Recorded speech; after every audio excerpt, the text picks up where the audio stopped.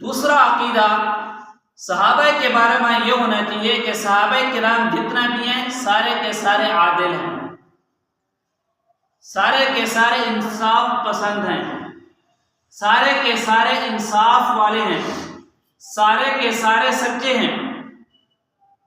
اس وجہ سے کہ ان کی گواہی شریعت کے متعلق مانی جائے گی۔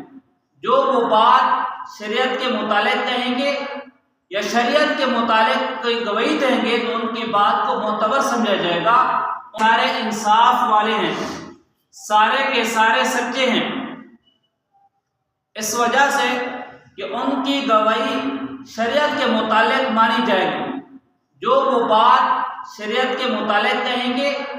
یا شریعت کے متعلق کوئی گواہی دیں گے تو ان کی بات کو معتبر سمجھا جائے گا، ان کی بات کو مانا جائے گا۔ دین کا جو دار و مدار ہے ان کی روایات، مرویات اور شہادت پر ہے،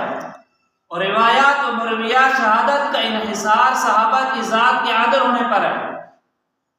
خلاصہ یہ ہے کہ اگر ہم صحابہ کرام کو عادل سمجھتے ہیں، سچے سمجھتے ہیں، انصاف والے سمجھتے ہیں تو پھر ہمارا دین اسلام بچتا ہے، ہم مومن بچتے ہیں، ہم مومن بنتے ہیں۔ اگر ہم ان کو انصاف والا نہیں سمجھتے، ان کو عادل نہیں سمجھتے، ان کو سچے نہیں سمجھتے تو ہمارا ایمان بے بنیاد ہو جاتا ہے، ہمارا ایمان باطل ہو جاتا ہے، کیونکہ ہم تک جو دین پہنچانے والے ہیں وہ صحابہ کرام رضوان اللہ علیہم اجمعین ہیں،